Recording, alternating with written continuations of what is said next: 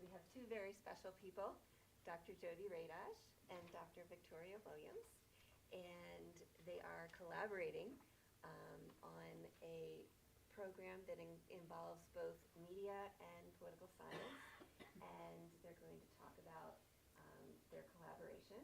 Just to give you a little bit of background about both of them, I'll read you their bios. Dr. Jodi Radosh is a full professor in the Department of Communication and Digital Media at Alvernia University. They're both at Alvernia.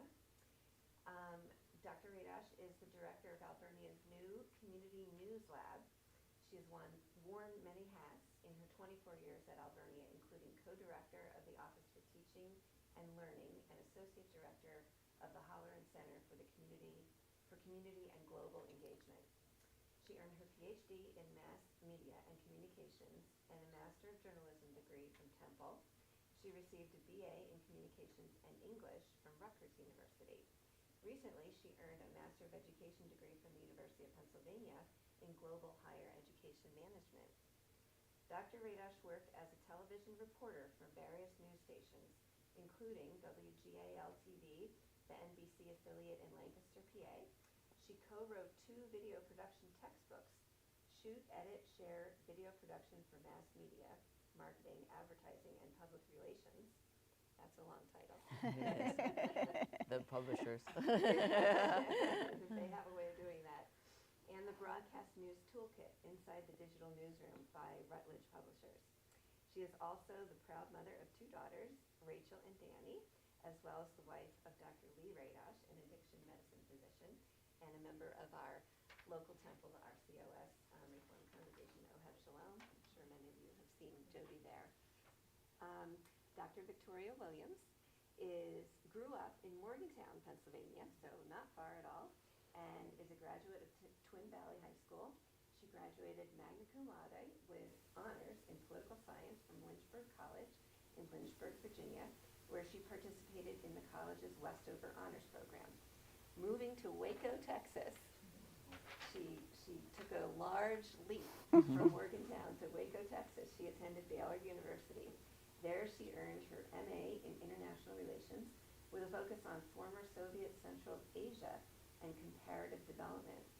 She went to the University of Kentucky, where she received her MA and PhD in political science with concentrations in international relations and comparative politics. Her dissertation explored the theory of diversionary war. Think wag the dog. I'd love to hear more about that. Dr. Williams is interested in all aspects of international security, especially causes of war, arms control, terrorism, and multilateral conflict management and intervention. In addition, she has research interests in human rights, international law, refugees, comparative political development, women's development issues, and international organizations. Her comparative research focuses on the developing world, in particular the former Soviet Union, South Asia, the Middle East, and Africa. So lots of very interesting things from both of these very accomplished women, and it's our honor to have you with us. Thank you. Thank you. Please welcome. Thank you. Well, it's so nice to be here. Thank you so much for inviting us. Dr. Williams, Victoria, and I have been teaching at Alvernia for 25 years. And when we first started, every 4 years, we decided that we wanted to team teach a class, Media and Politics, around the presidential election. And talk comes out of that. So, you know, it's been a lot of years and a lot of elections, and we've taken our students some interesting places, and they've gotten a chance to go through. We have one of our students that worked at the White House, so they've gone to the White House. We've taken them also to the Senate, and this is really just a way for us to kind of process everything that's happening politically and how the media is reacting to it. So we're going to walk through some of this. It's very casual. If you have questions, let us know. You can raise your hand during the presentation, or if you'd rather wait to the end, that's great too. Okay. Great.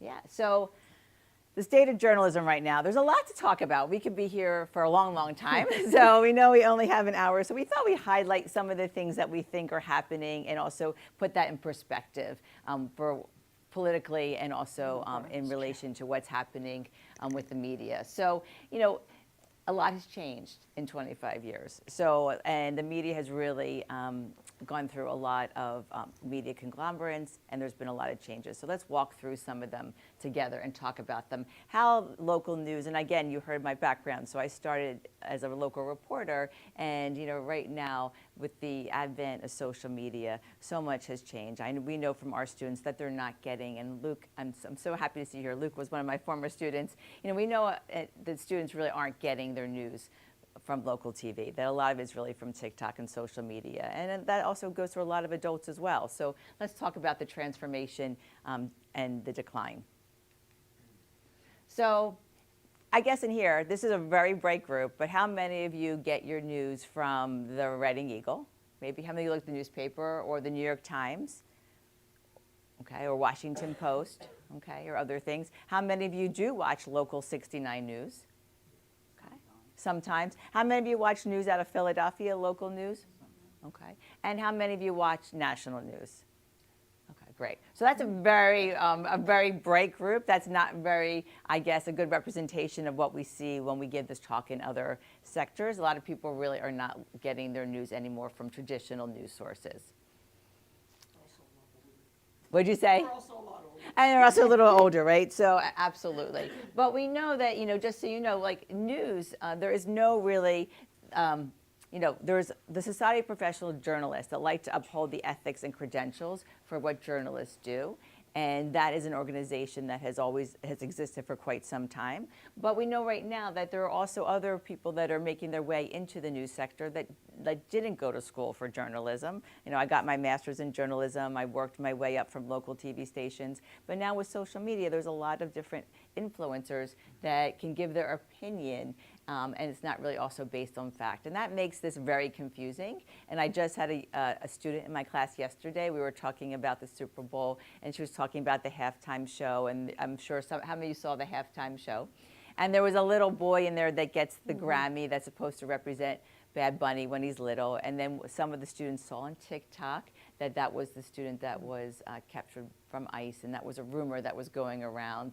So, but it took a while in class to dispel that rumor, because when you see it on TikTok, often students think, oh, that's news, right? So this makes it very confusing what is fact and what is fiction, and it makes that very cloudy, that whole area.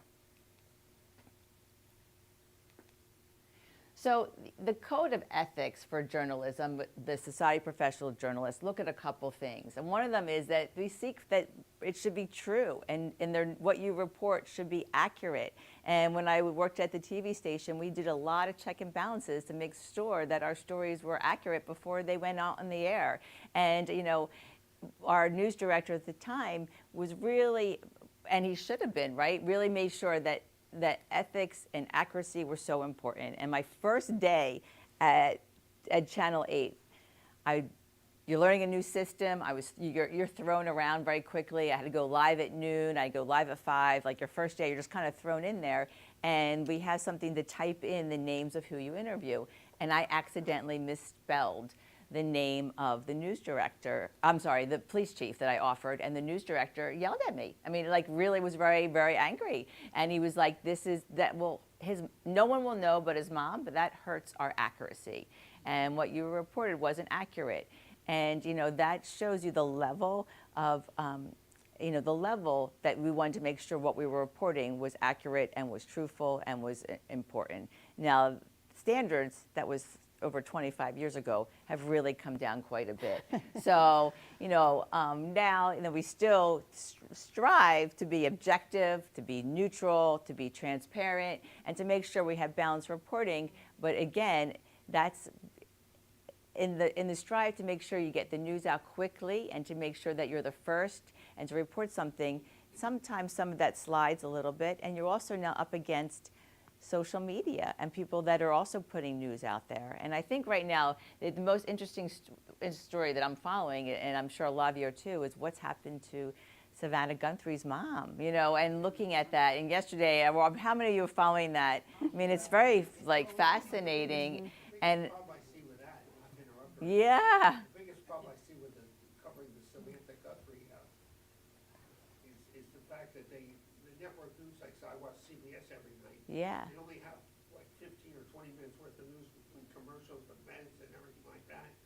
And when they try to tell the public about what's going on, there's things they're told they can say and things they can't say, and that just, it Right. damages credibility.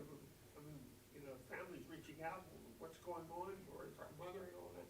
And it seems that they're hiding things from the public that they really should let the public know what's going on. But they're told what they can say and what they can't comment on. Right. So on those kind of things too, they want to make sure that what they're saying is very much accurate, and they don't want to have misinformation out there in that case, and that's so important. And yesterday, when there was a break like yesterday when everybody released the photos, there was like a little bit, I was watching to see who would get them out first, right? And there was like a little bit of a competition, which news station could do that, but you got to make sure, right, that you are able to do that. And, and following those steps are very important for an organization because it will damage their credibility if they have misinformation.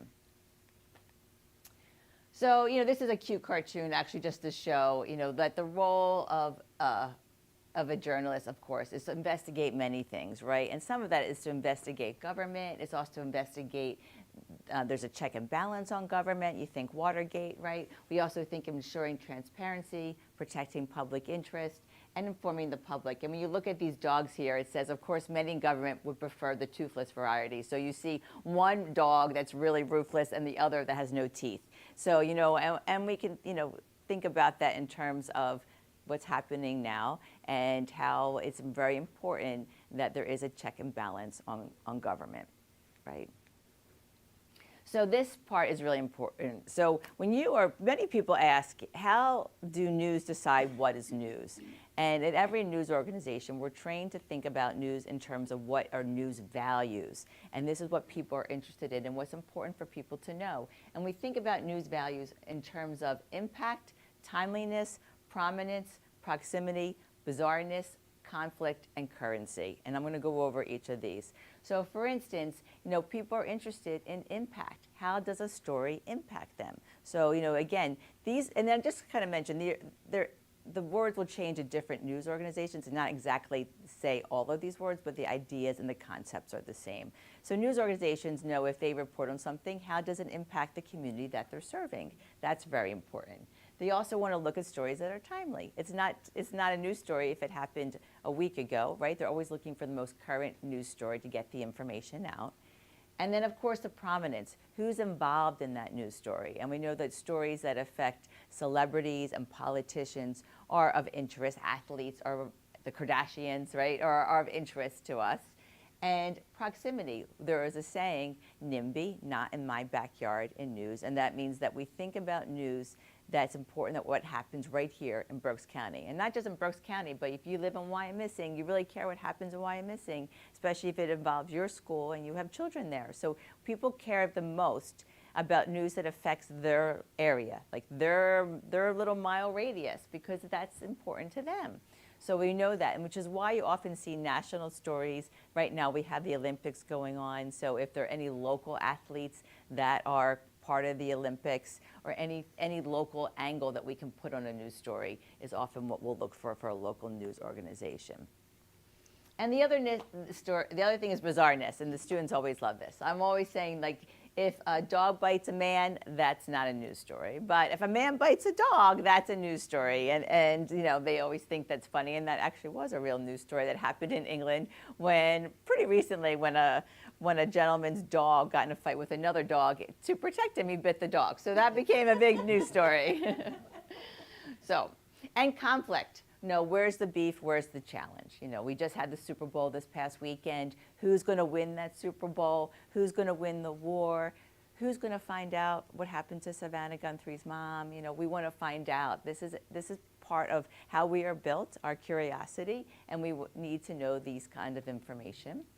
And then currency. Does the topic itself have sway? And this is something that everyone's talking about. Like Savannah Guthrie, like that's a pickup. Like we're all interested in that. Usually the Olympics, the Super Bowl, it's that water cooler conversation that when you meet your friends, are you going to be talking about that topic?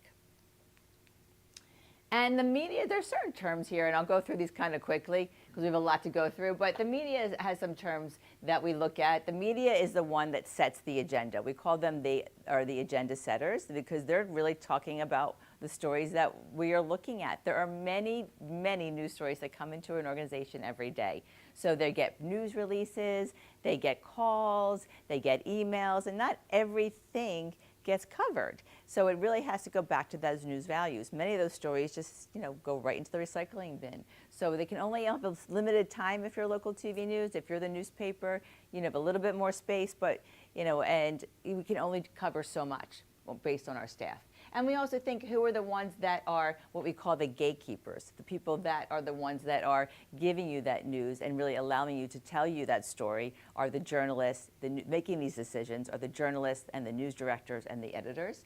And we are also, the media is also framing that story in a way that we look at it. They're showing you from their perspective angle. That frame that we look at is how we should look at that story. Not everything in that story, for instance, when I was a reporter, you have a minute and 30 seconds to tell a news story. Some news stories are actually even quicker, 45 seconds, so not every bit of information can go in that story. We decide what pieces we're going to tell you and what pieces we're not. And then social media, this has changed all of that because now anyone can be a gatekeeper, anyone can tell you a story, and then they can decide what pieces to tell, and they may not have any training in journalism at all. They're just going to tell you their opinion on everything. And, we were just actually talking right before this started that, about the Holocaust. And I was at a function this past weekend, and a friend of mine who's Jewish, a member of the Lancaster Synagogue, and she was very upset. Her nephew, who the father's Jewish and the mother's not that matters, but was telling her that the Holocaust never existed. He saw it on TikTok, and they were literally a conversation. There were many people at this party who were saying similar stories that they had heard. So, again, like the power and the influence of TikTok and the social media is very strong right now, and this is very, very concerning. So it is, you guys have, we've seen it. We've seen it evolve together. We've seen the media has changed over the years from print to radio to TV, the internet, social media, and the big thing right now, if you watch those commercials at the Super Bowl, it's all about AI. And this is making it even more confusing because now it's a challenge to know what is real and what's not. But when it's done by AI, it is very easy to be duped. It's very easy to make video that looks like it's real. It's very easy to make pictures, and it's very easy to do it very quickly. And we're just at the very beginning. And as AI gets better and better, so is that output.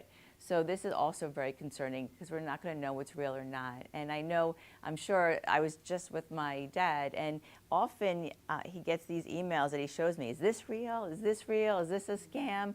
And most of the time, it's all a scam. And I will be very honest. I fell for a scam for my credit card just 2 weeks ago. I couldn't even believe it. It would look so real. I thought I was buying something from a website, and then thank goodness my credit card company saw it right away. It looked exactly like Ulta, and it wasn't, and I couldn't believe how well they were able to copy it. So I thought I was pretty good at that, and then my husband was like, the credit card's like, we've had so many. This is a problem, right? So you have to really. We're going to talk to you a little bit about how to look. Some tests to do to how to look to see if information is real or not. And as a warning to let you know as it's going to get better to really check your information once, twice, and sometimes 3 times.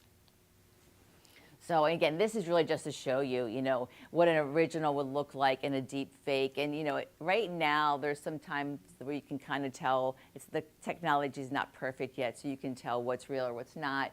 Sometimes when you look at things, the mismatching with the original over here in the deep fake, you'll see like inconsistent eye blinking, mismatched earrings, some faulty features and lack of definition.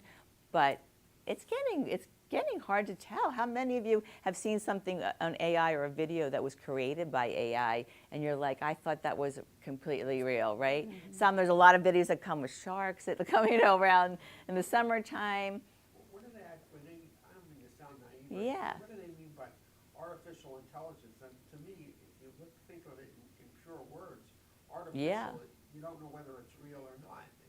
It is actually an interesting title call because it's artificial because I guess it's not a person, right? It's now it's a computer that is making this, and it's not it's not thinking for itself yet. It's taking information that's out there and very quickly and spitting it back out. But the danger is that soon it will be able to do that and have like think for itself, and that can be problematic. So, there are some ways to look at it. The Associated Press and Reuters, which are some of the big organizations, journalism organizations that have journalists everywhere, tell you to look through some of this, and some of these things to tell when it's a fake or not, but also they're also using some of the AI and so to create things because they're short on staff, right? So we know even in marketing and communications, companies, business are now using AI to take some of those tasks that are very time consuming to do, and it's quicker, let's face facts, to have the computer do it. So that happens often too. So,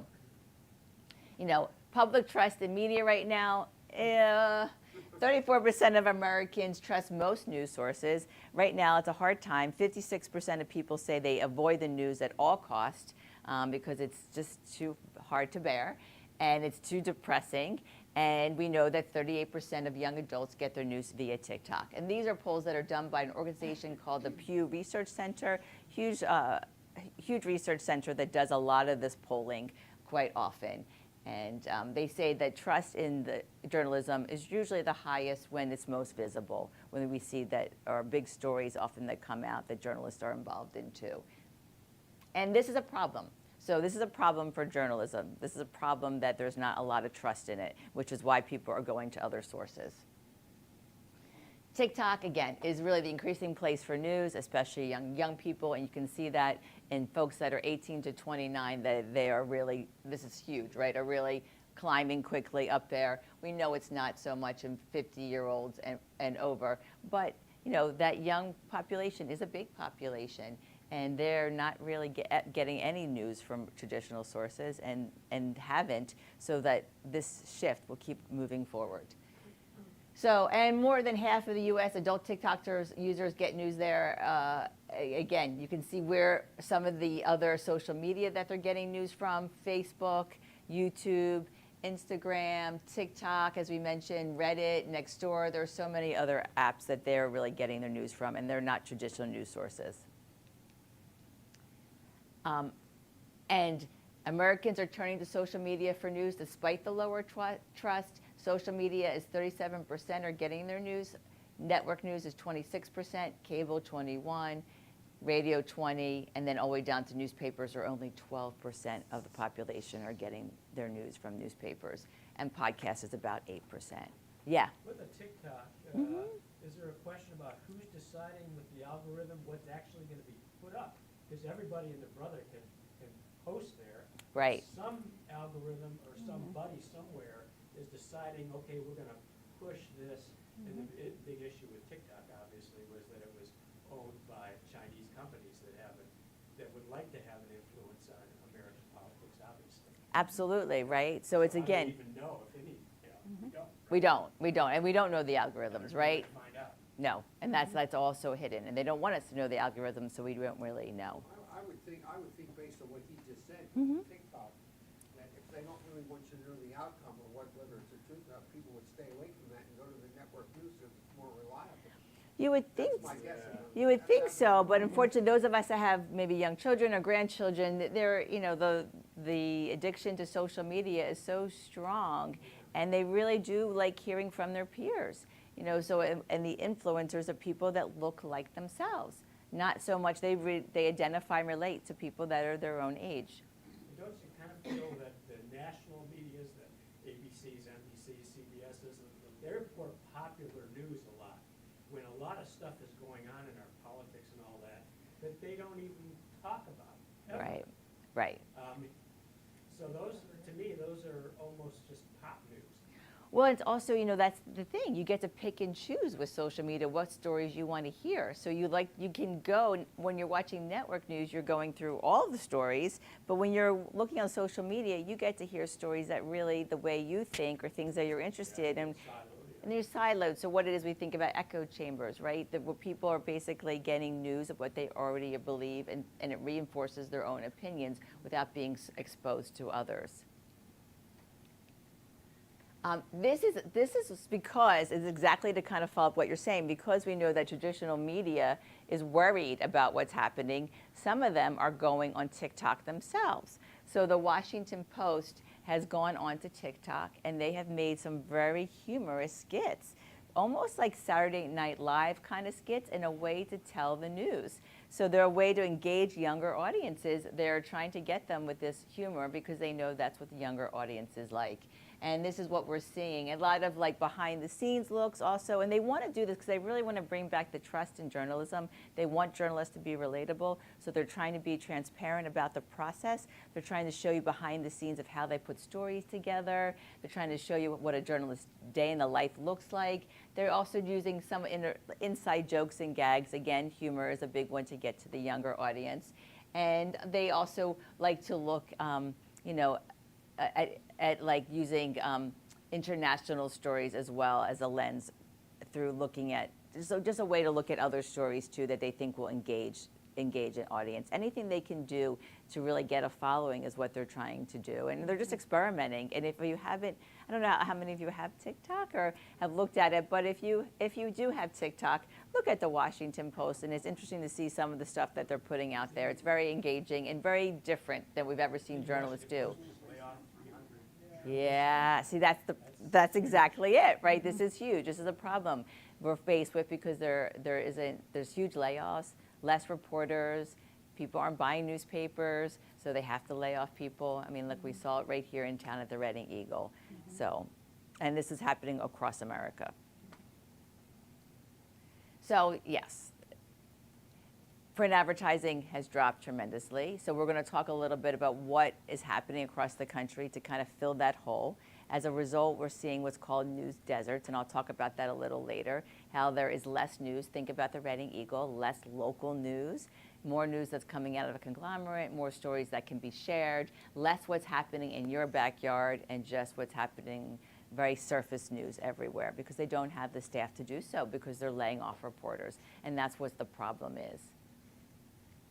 And all those digital dollars, because we know, bottom line, media is a business, right? It's a business. It can't exist. It needs either to exist like PBS or Spotlight PA, basically on sponsorships, or it needs to exist with advertising dollars. And that advertising revenue is going digitally to Google, right? It's going to other social media, to Google, to other ads. And nationally, we see, of course, there are a lot of media consolidation. So there are just a big few companies that own everything. So Comcast, the cable company based out of Philadelphia, of course, merged with NBC. Big players. They now are worth almost $50 billion. The other big one, of course, is Disney, which owns ABC. And then we have some smaller ones there that have emerged as well. We have News Corp, which is Fox and Time Warner and Sony and all of them. And National Amusements are also like the big companies that own many media outlets. And because of that, you're going to have less diversity, less voices, less more of the same news everywhere, less reporters, right? So again, this is what happens when you have conglomerates that own the media. And just so you know, I was just in comparison, we talked about Disney and Comcast, but they don't hold a candle to some of what's happening in the tech world. So when you look at Apple TV, or Apple, right, they also have a hand in certain media, not all news, but in media. It's $3.4 trillion of what the market looks like. And then, of course, Microsoft is $3.1 trillion. NVIDIA, that makes all the computer chips for AI, is emerging, and they have $3.1 trillion as well. So Amazon, a huge player out there, of course, right? Washington Post, $1.9 trillion, and Meta, Facebook, is $1.3 trillion. So, but then you can see that in comparison to Disney and Comcast and Netflix, right? What this looks like. You have just a few companies that are owning everything. That's a fascinating chart. Isn't that? It really is. It really is. And the color coding has to do with the technology. it's a very interesting chart. And these are who the main players are, right? Who bought what? We know Jeff Bezos, the founder of Amazon, a familiar face, bought the Washington Post. John Henry bought the Boston Globe. Sheldon Adelson bought the Las Vegas Review-Journal, and so forth. So you can see, and going down to Mark Benioff, who bought Time. So these are just like some of the players that are out there, and the billionaires and trillionaires that own everything. I guess not yet trillionaires, but that'll be coming. Billionaires. Yeah. Is there any antitrust laws coming into this huge enterprises?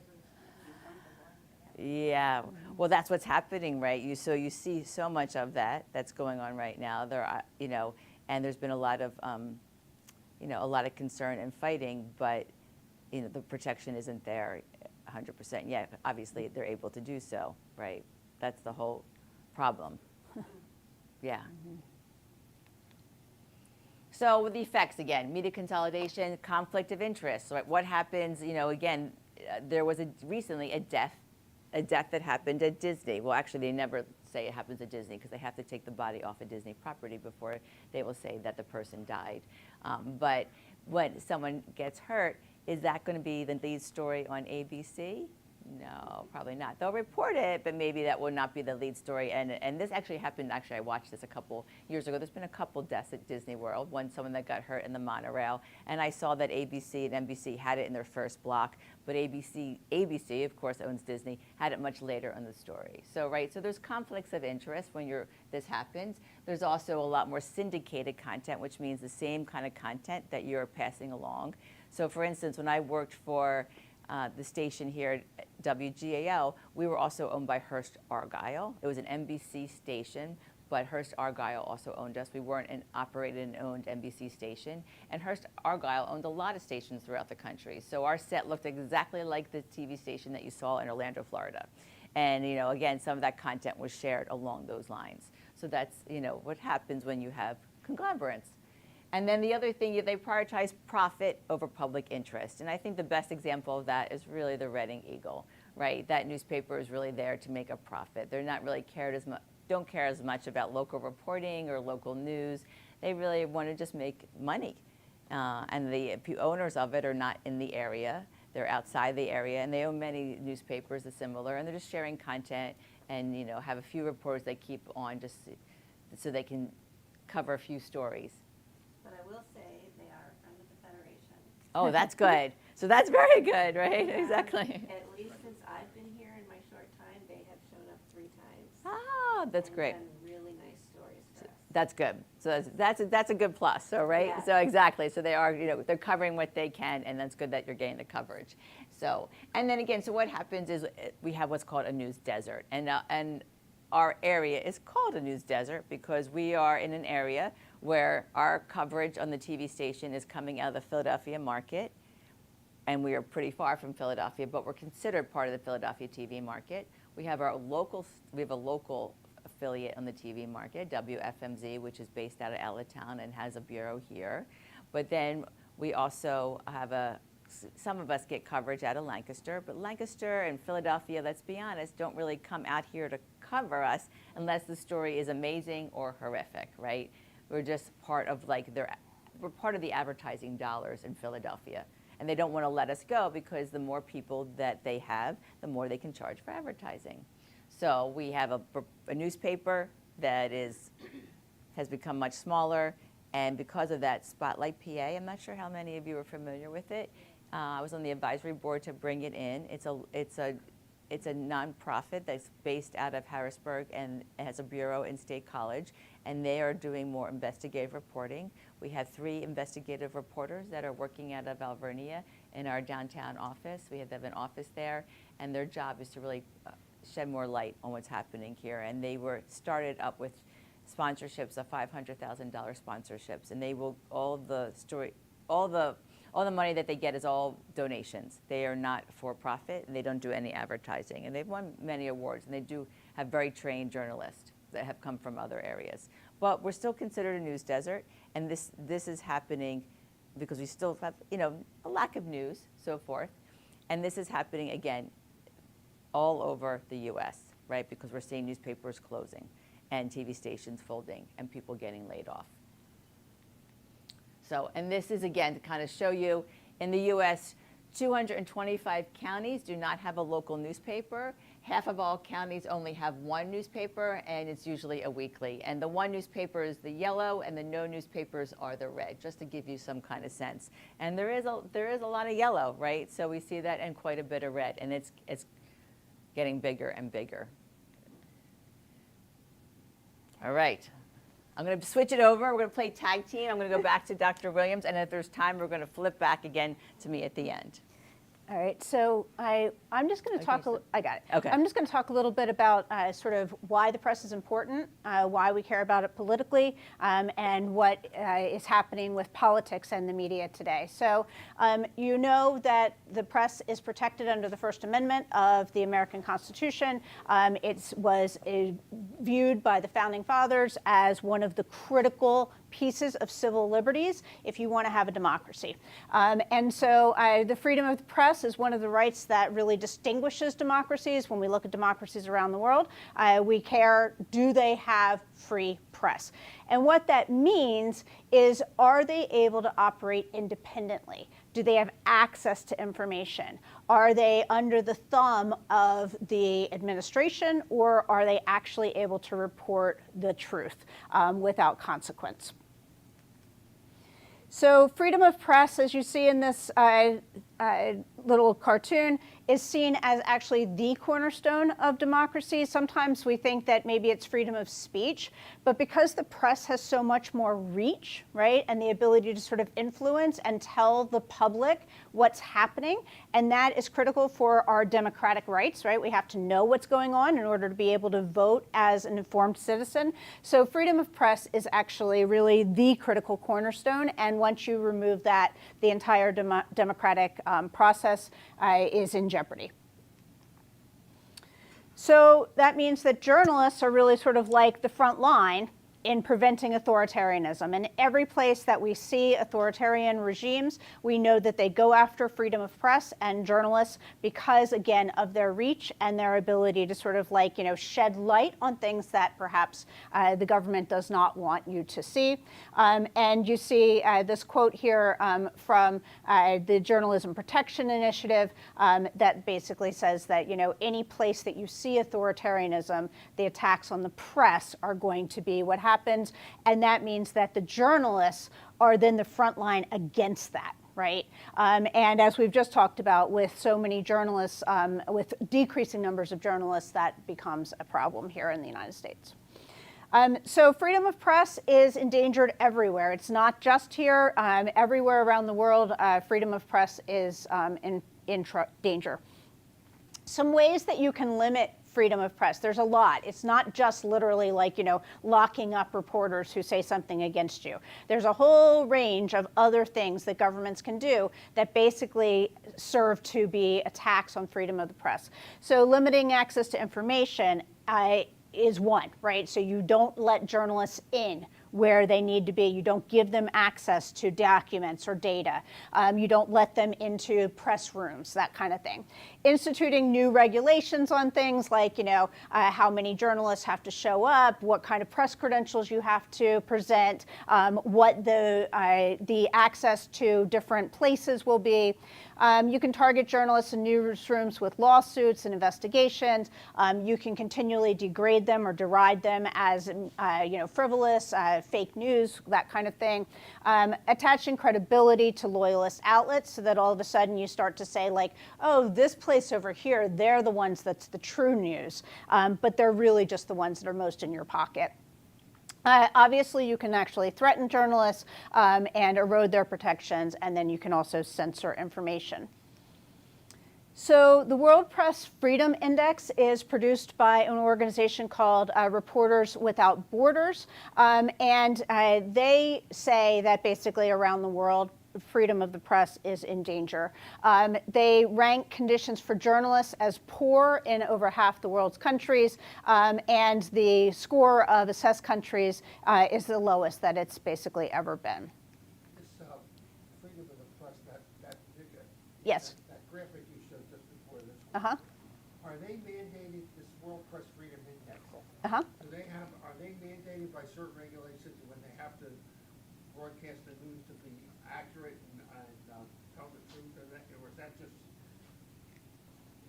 like the networks, and they have to report accuracy within the news, or are they mandated by law? So no, they're not mandated by anything. So Reporters Without Borders is just a nonprofit organization that investigates press freedom everywhere, and they have a whole list of indices that they would look at, and that would include things like the independence of journalism or the censorship that would happen in the administration. So that would be one of the measures that they could look at in order to decide whether or not the press in a certain country is free or not free.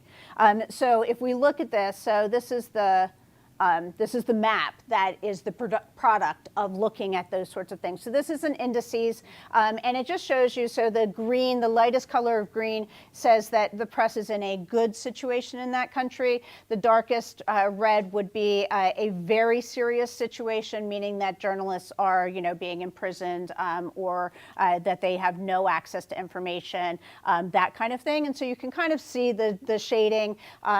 Some of it may be exactly what we'd expect. Obviously, we know that Russia, China, Saudi Arabia, that literally there's really no press freedom, right? And then some may be things that we don't necessarily expect, like the United States showing up here in sort of the middle, right? In a problematic situation. So this is a downgrade. Right? The Reporters Without Borders has been doing the Press Freedom Index for decades, and they are worried about states, including the United States. I don't think it's ever a good thing if you're putting yourself on the same plane with like Niger, right? What are those light green countries up there? Yeah. Like Greenland, but what are the ones that are closer? Yeah, those are all the Scandinavian countries, so Finland, Sweden, and Norway, and Denmark. They get the highest ranking on basically any democracy scale. Those 4 countries will be at the top. So whether you're looking at pure democratic indices, or whether you're looking at freedom of the press, or freedom of religion, any of those countries always end up very, very high. When was the U.S. downgraded? It's done annually, so you can go onto the site and see it, but basically it's been sort of like a slight decrease over the past couple of years. So as you like I said, you can go on and look at the report. It's actually it's just Reporters Without Borders, RSF. That's the French spelling, right?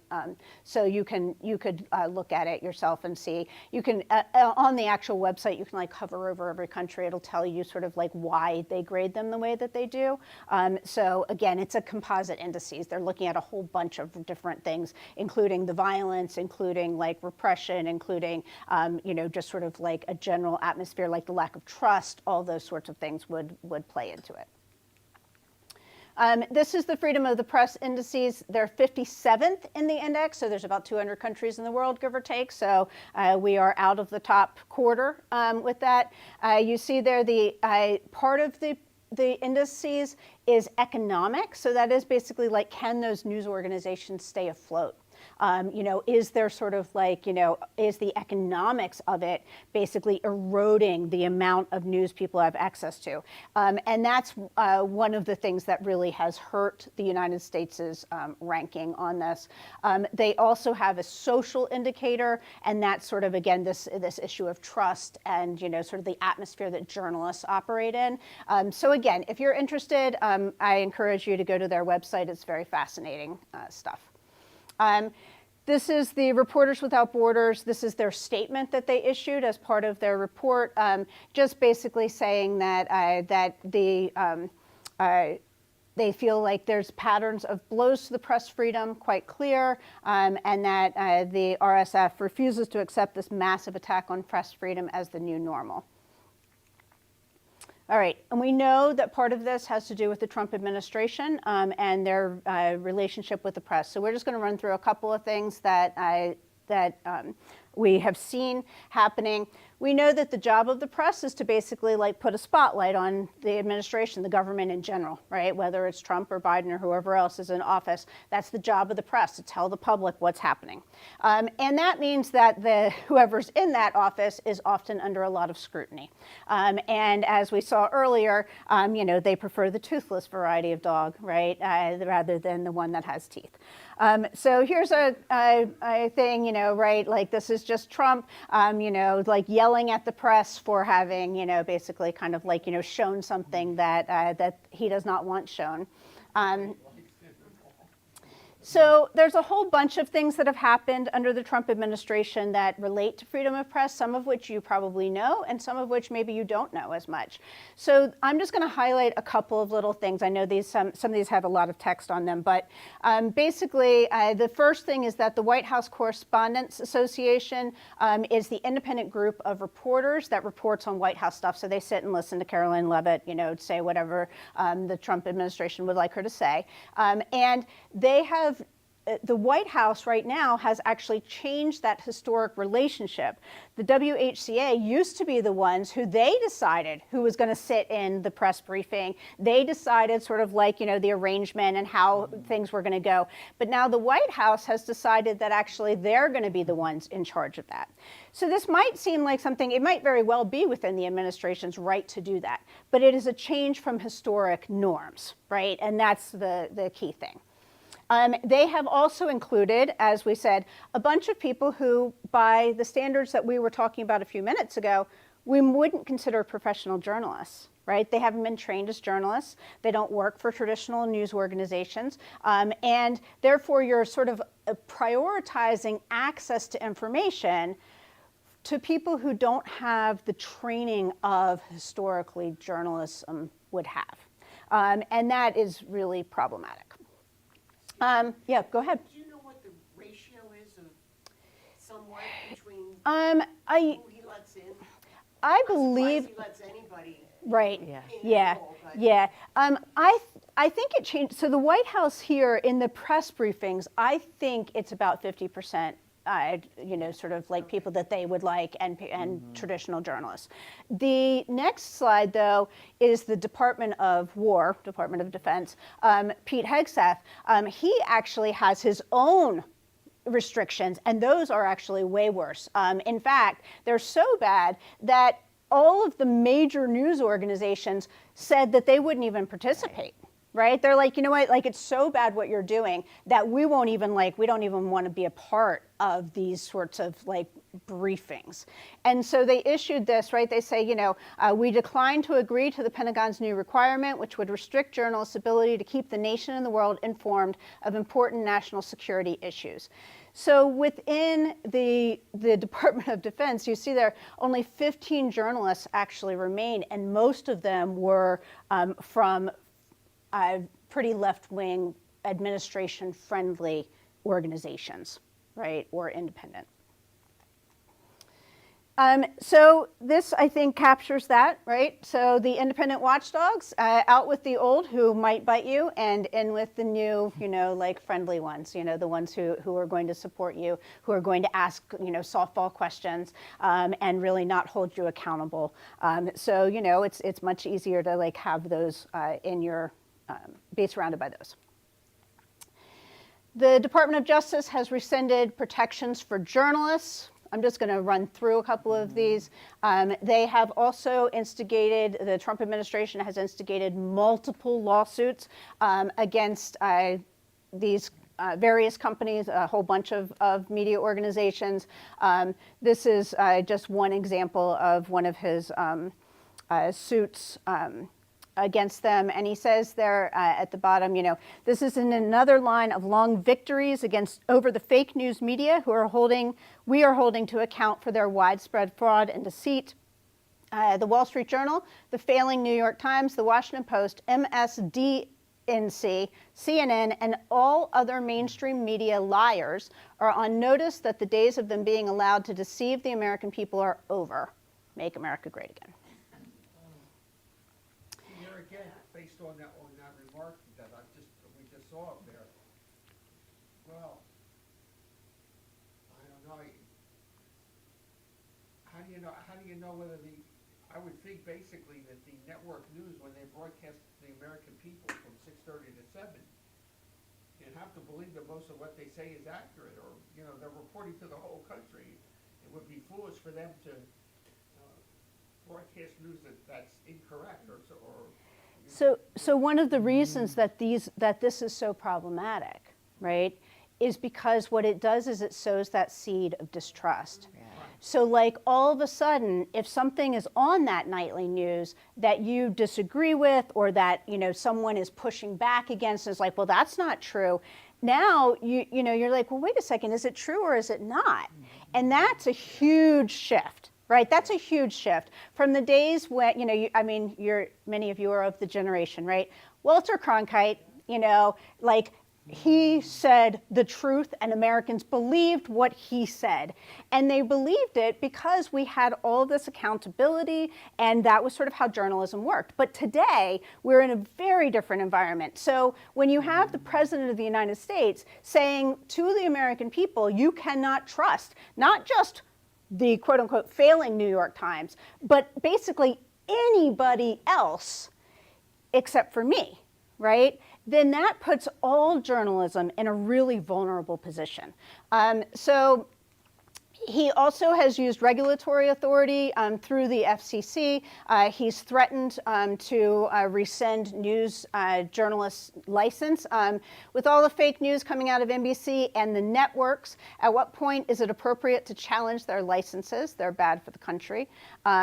This also says ABC and NBC fake news give me 97% bad stories. If that is the case, they are simply an arm of the Democrat Party and should, according to many, have their licenses revoked by the FCC. I would be totally in favor of that, etc. FCC Chair Brendan Carr, who is a Trump appointee, has launched investigations into 5 major news outlets within the first month of his second term, basically accusing them of acting, as you see there, against the public interest. You may remember Jimmy Kimmel got suspended after a monologue that offended Donald Trump.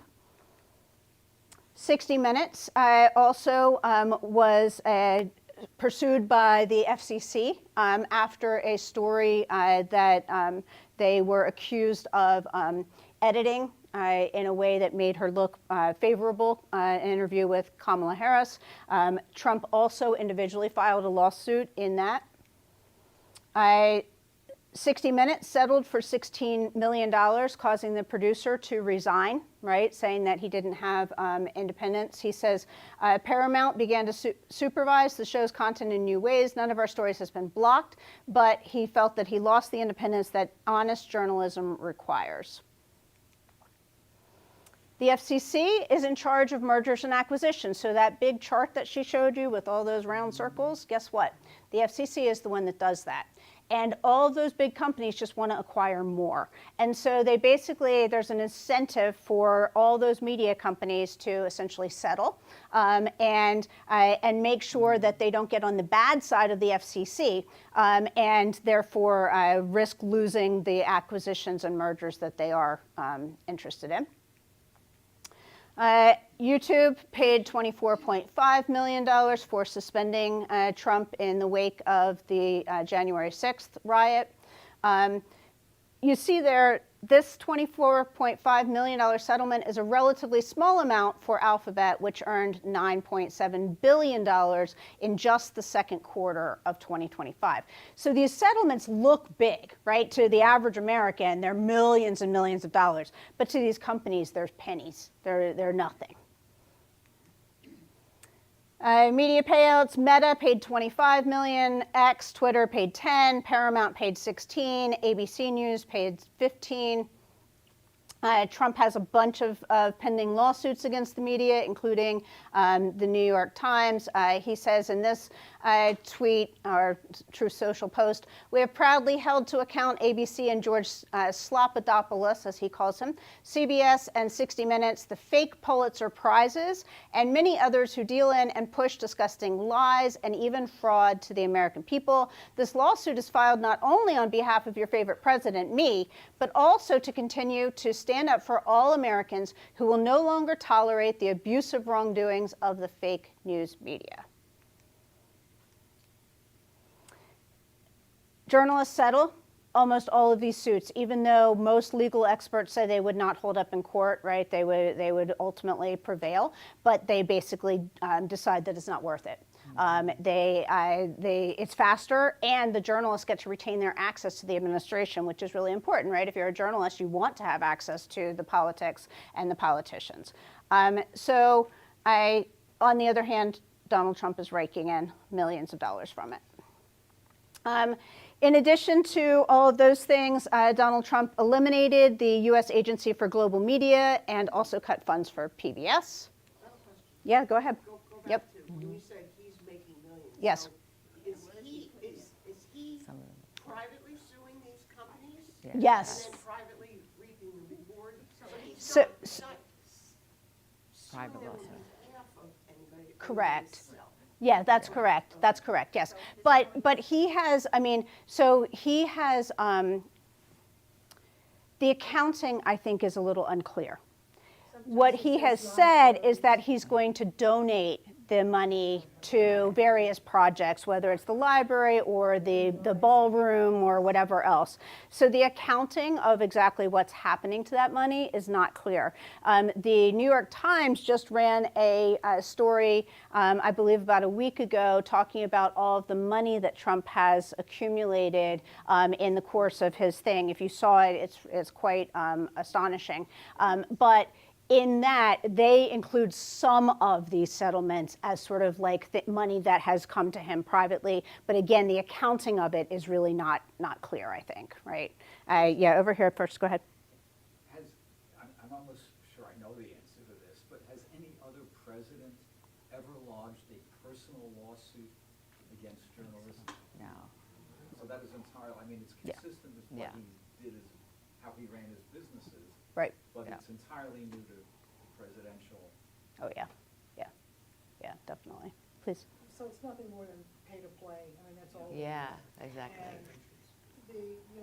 I read all the papers, but also Huffington Post, now they'll call all this out.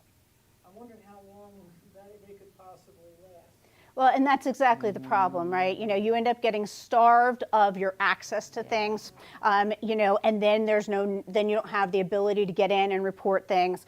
So it's a strategy, right? It's a strategy that both impacts the ability of the news organizations to have enough money to stay afloat, but then again also influences their ability to get the mergers that they want. And don't forget, we already saw most of these companies are owned by billionaires who have a lot of other things that they're doing. And then you get the Jeff Bezos, right, and the slashing of the Washington Post at the same time that he's paying $28 million to promote the Melania, or to get access to the Melania movie. So there's a whole bunch of things that are happening here. We know Trump loves the media and hates them at the same time, right? He benefits from it dramatically because it's all anyone ever talks about. And so every time that he gets brought up, we know he probably in part won the 2016 election because of how much media coverage he got. And basically that was a lot of free advertising. Verbal attacks on the media are never ending, it seems, from the administration. If you want to, you can go to the Trump Media Tracker. It literally lists day after day after day what kind of thing he's done and who he's done it to and what he says. It's got links to all of his social media, truth, social quotes and all that stuff. So you can find that on your own. Rhetorical attacks, on and on and on.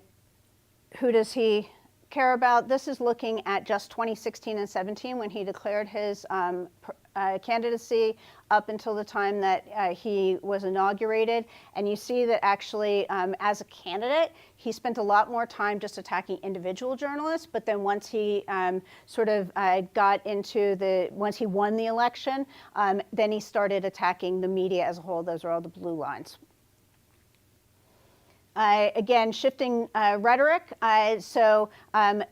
This starts in 2015, goes to 2017 when it starts to get some red lines. All of the blue is just generic tweets against the press. But then the use of that term fake news is all the red. And then the yellow is the use of the term enemy of the people, right, to describe the media. All right.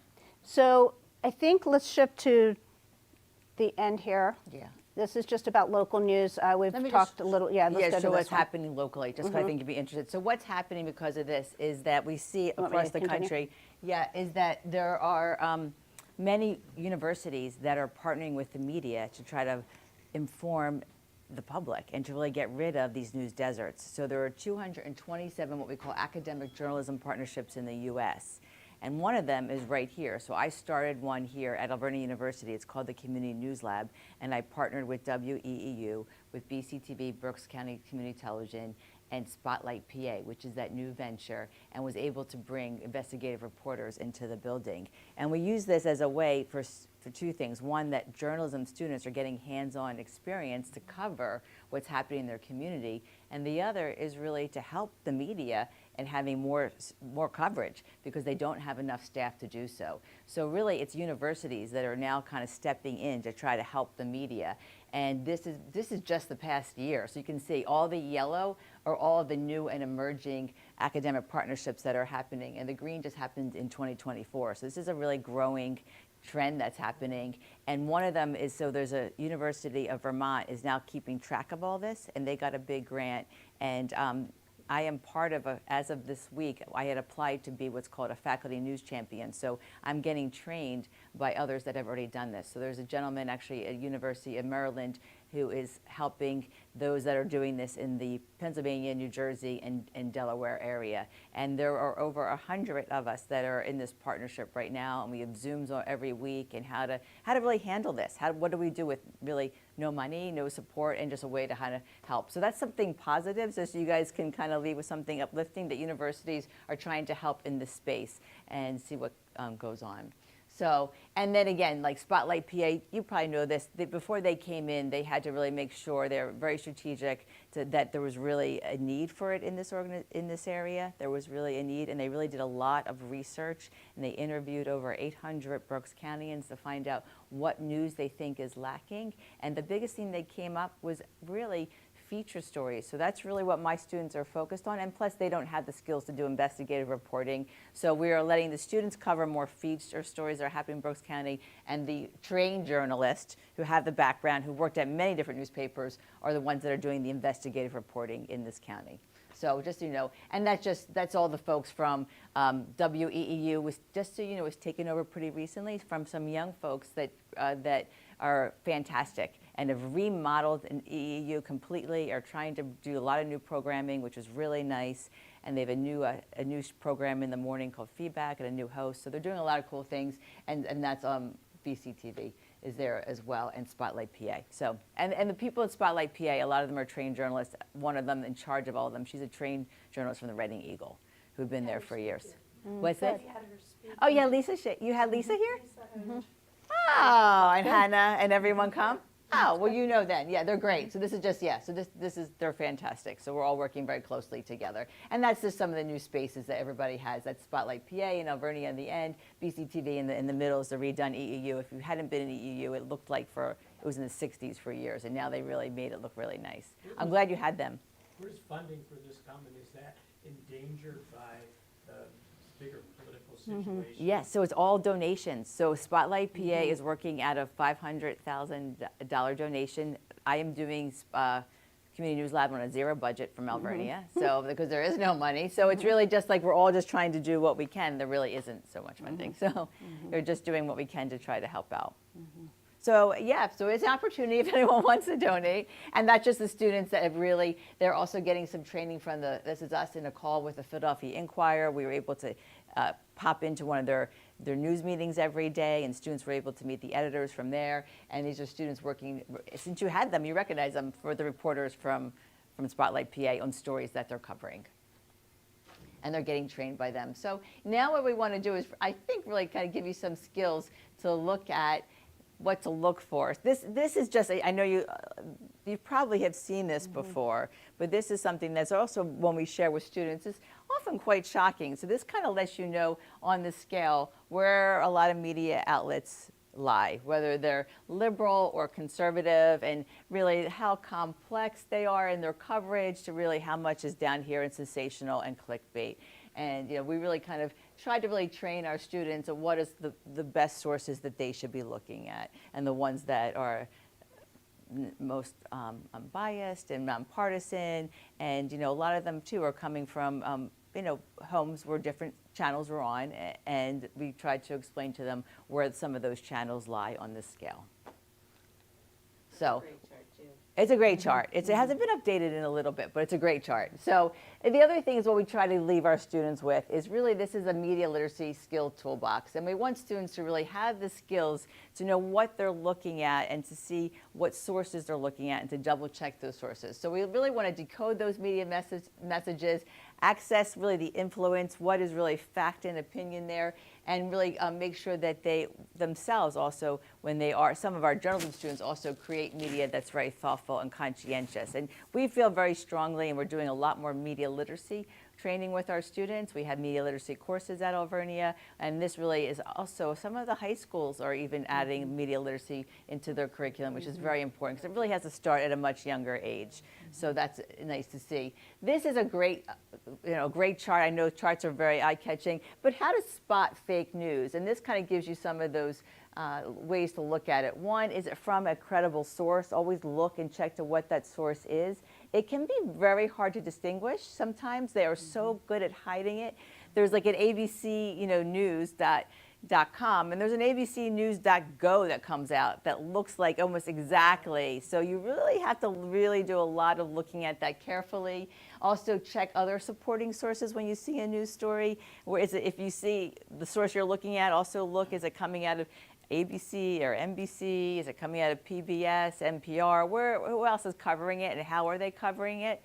And then also check your own biases, what you're thinking when you're looking at that, what lens you're looking through everything, and then also check the date of things. Sometimes there are many times, and this happens, I feel like, with every hurricane story, there are old stories that get recycled, like that shark that's always swimming, like right near somewhere. It's the same shark, but they're really recycling that, and it's not the same footage that, So there's a lot of clickbait out there, right? We know that's a way to make money, so that's what's there. And also, too, is there a joke? There are certain sources, like The Onion, which are made to be satirical.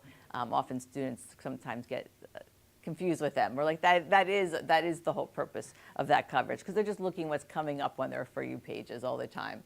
So this is a great acronym. It's called SIFT, Stop, Investigate the source, really look through that source.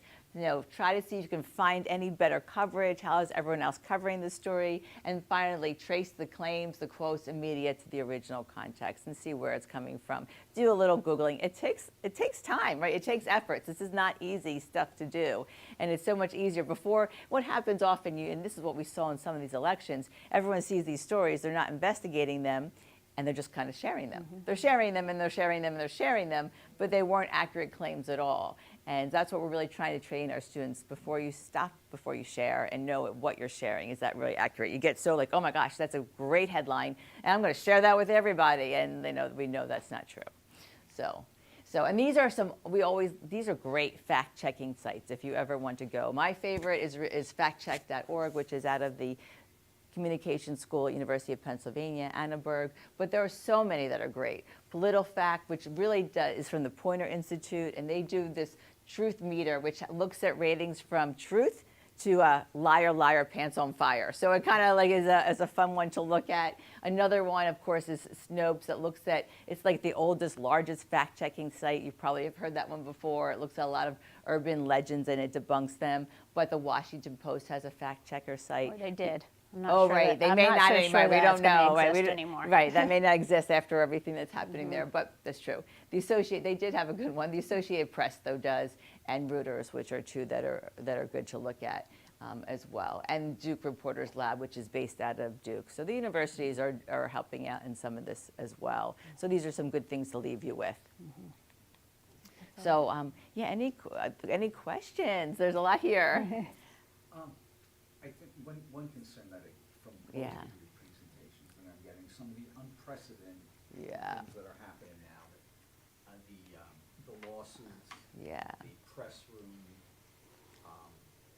our trend. I think what's really scary to me is that going to become the new norm in future administrations? That now that Yeah. is it idiosyncratic now, and maybe there's escape from it? Or is that going to be the new norm that any administration, no matter which party Right. occupies the White House in the future, will employ? We hope not, as educators, because we really hope that, and as former journalists, that really will not be the case. We are looking at very unprecedented times, and very scary to be a journalist right now, I think, in a lot of ways. So we're hoping that things will go more to the way traditionally. I'm sure they won't go completely back. It's always hard to do that, but we don't really know, right? I don't even know we ever thought we would get here. So it's hard to imagine, what will happen. What can we do to prevent that? And I don't know that there's an answer to that. It's a good question, what to do to prevent it. I don't know. I mean, I think it's just being informed. I mean, I think it's really being an informed citizen is so important. And pushing back. Yes. Pushing back. And Like, pushing back, right. This is not fake. This is real. Yeah. I think one of the things, it's really interesting. So the Washington Post, I ended up, cutting, as you know, all of those jobs, and they claimed that it was in part because their subscriptions had dropped so much, and the subscriptions had dropped after the Post, after Bezos said that the Post editorial board could not endorse Kamala Harris as they had planned to do. And so all of the people who subscribed were angry and cut their subscriptions. And then that loss of subscriptions was used by Bezos to basically cut the entire staff. So it's a really tough thing. I mean, I always have said to people, I don't think that dropping your subscription to stuff is always the answer. That being said, I'm not so sure the Reading Eagle subscription is worth your money. But in terms of the major news organizations, the New York Times, the Washington Post, those sorts of things, dropping your subscription to that only actually fuels the decline of mainstream media. So that, and then I think too, just sharing with people actually good news sites on TikTok, people, investigating who they are, what they're saying, what they're doing, and then sharing those so that people are getting a more informed view. But it's very hard. It really is. And in this media landscape, I think it's harder than ever. Yeah. If I understand correctly, New York Times is suing the Pentagon over restricted access. If they win, will that have any impact? Well, I mean, I will have any impact. It's hard with this administration to really know any impact of because I don't really know. It's hard to know what the president's going to do. We haven't really seen a president do the things that this administration has done. We like to think it will. In some cases, I guess, But political scientists have said that the courts are basically, they are working, at least to some limited degree, to try to check some of the actions of the administration. And that so I think that yes, if the New York Times wins in court, that they will open up that access. But again, the long-term prognosis is that now the New York Times has had to spend however many millions of dollars fighting it in court for however long that's going to take. So I think a lot of times it's a delay. It's a push them off, see how far you can go. But again, I know I was on a call recently, a political science forum, where they were basically saying the courts are when they stop the administration has been responding to that. So I guess I'm optimistic. But I think what's so surprising to me, and this is what Victoria kind of went over, is all these cases where the media just settled. You know what I mean? Just settled, and the law was on the media side. So but they didn't. They just settled, and that is a very dangerous slope. It's really very problematic. It really is.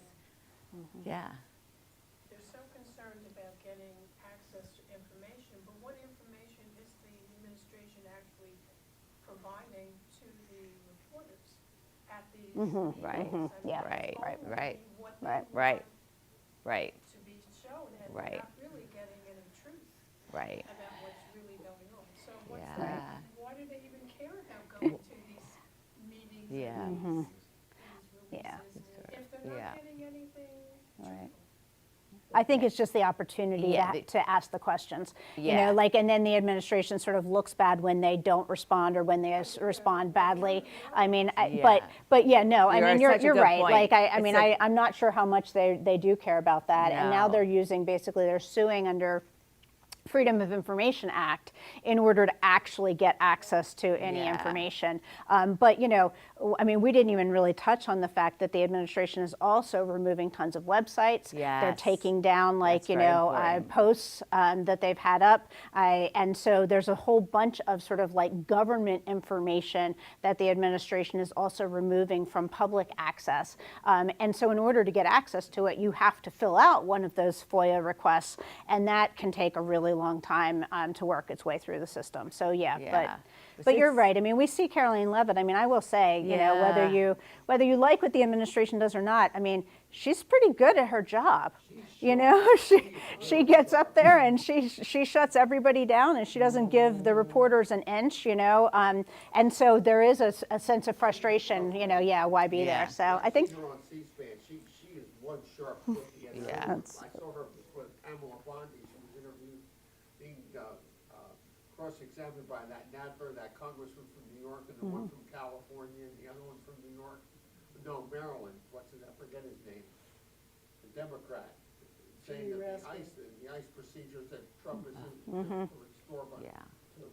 to get rid of violence in Minneapolis, in LA, in Chicago, and all that. I got the feeling from what little I saw of it, that the only reason they're against it is because Trump is a Republican and they're Democrat. Now, suppose ICE was not in there, then they'd probably criticize that too. The president's really in a tough spot, you know, with all this stuff. I'm just curious, this is sort of a classroom question. All the slides you showed, and I'm not a Trump supporter, but do you get pushback from students ever that feel you're maybe presenting his administration by, He's not a with a pushover. bias? Yeah, They want- no, Because no, it's I all don't think just- so, because it's all everything is just, I facts. mean, it's all just facts, all right? facts. So I mean, like, you know, if Right. you have no problem with this, then fine, you Yeah. know? So no, students understand that Yeah. we're just reporting what happened, No. yeah. No, Yeah. mm-mm. Yeah. I mean, the level of corruption is so staggering that, I mean, even hearing the two of you talk, and I'm loving it, but I'm nauseated. I mean, it's, you know, when you're looking at reality here, those of us of a certain age never dreamed. Yeah. But what I'm hoping is, God willing, we get to the elections, and God willing, the Dems can just take the House. I think things could turn around, because the impeachments will begin. And then just play their game, get them involved in the impeachment proceedings, you know, and then take it to the Senate, let's see what the Senate, we all, you know, the political stuff, you know better than anybody, but, I'm hoping that we'll start seeing something there, because I honestly don't understand, I literally don't understand. For example, just one tiny bit of corruption, the pay to play. How can he say, or even with the schools, Harvard, give me 400 million, no, give me 200 million so that you can have your 400 million. And then where did that 200 million go? Of course, we all know, and I don't understand how that happened. I think one of the frightening things is that amidst all the lies that we may be getting, much truth is telegraphed. I mean, they don't hide some things like some, that are, you're shocked to think that. How do you know when they're telling you? Peter, can you let other people talk, please? But, you know, you're seeing things that, they announce what they're going to do. So it's not even, you know, and then, and people, it's not even hidden corruption. It's, That's right. okay, we're Yep. gonna give Melania $28 million from Amazon to, I mean, it's not hidden. Right, So, right, yeah. I don't know if that's more or less depressing. No one stops. Yeah. Some of what the Nordic countries are getting right and how, like, why. Yeah. Yeah, I mean, yeah. like I said, if Yeah, you look you- at oh. any number of Yeah. indices about the Nordic countries, Anything. what they'll tell you is basically like, they have a very open and transparent democracy. They have parliamentary systems where people are highly involved. They have very high levels of voting, but they also have very high levels of safety. They have very high levels of public goods. So, they are almost all there are universal health care. They have public schooling all the way through Schooling. university. So there's just a whole culture there that is really very democratic and small d, right? Democratic, and also very sort of like community minded. Now I think there's some places where that's starting to, we see around the world pushes from especially the far right. And there are some places there, like in Sweden right now, they're talking about immigration in terms that actually don't sound that different than some of our conversations.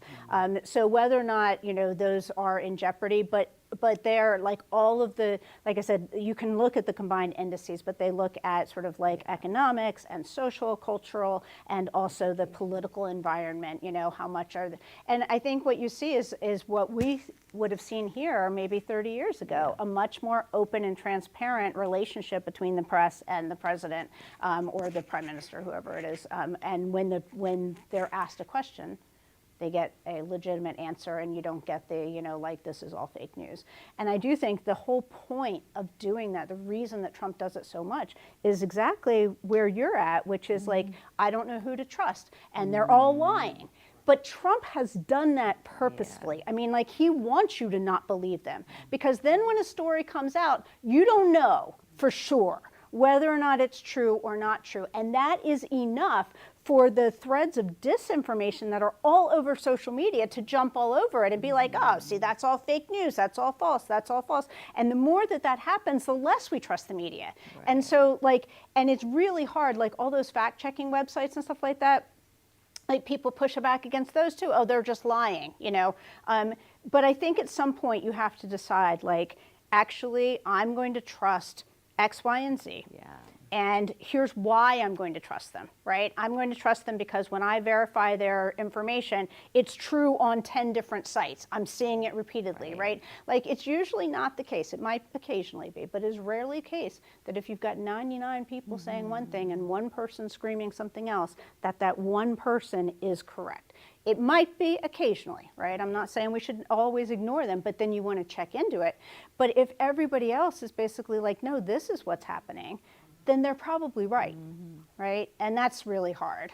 And it really is the motive of mainstream media to really tell the truth, Right. to really give you the facts, to do objective reporting. They're trained, they went to school for this. They don't just start on NBC. You work at many different outlets and you work your way up. So you've got a lot of training ground along the way. So Like that story I saw in the news last night, they had this person of interest that they thought Right. of the disappearance of Yeah. Nancy Guthrie. Right. They said today, well, he or she has been released Right. into the public. Yeah. So you don't really know whether that person is a suspect or not. because They're not a suspect. They're not a suspect. Right. They've been on the news speaking out. They were released. It was a mistaken Right. identity, Right. They would've kept and them. so, but that's the thing, right? You just have to follow along all these things. And I will say, like last night, I don't know how many of you were watching the Olympics. We're in the middle of the figure saw it. skating thing, I saw it. right? They And all of a broke sudden in. they break in. They broke For in. what? Literally Yeah. like 20 minutes A long time. of like talking about like, oh, they've arrested somebody, and do we know anything? And do we know anything? They And got the like answer is an- no. right. They know nothing, right? Like they've gotten a person of interest. Right. They showed the videotape again and again and Yeah. again. They and interviewed people. it wasn't even really news. Yeah. I mean, not really, right? Like, and then today we're Yes. like, oh, yep, and a big nothing burger. And again, Like, that's like because it's what everyone's talking about, right? Right. It's something, and it's Yeah. on that news value. is weird. It's really, I It is thought the weird, same thing. right? I It's was like, bizarre. wow, they spend so much time. So much time So on much it. time on it. With And then I'm nothing like, to well, say. Exactly. And then it's like, it's NBC, she's one of their own, so that's part of it. To interrupt. Yes, exactly. We can talk on and on. Here all Yeah, day. sorry. Yes, exactly. Thank you so Yes. much, Thank both of you. for being with us. If Oh, you're welcome. Thank you for coming. It's so nice to see everyone. Great questions, really good questions.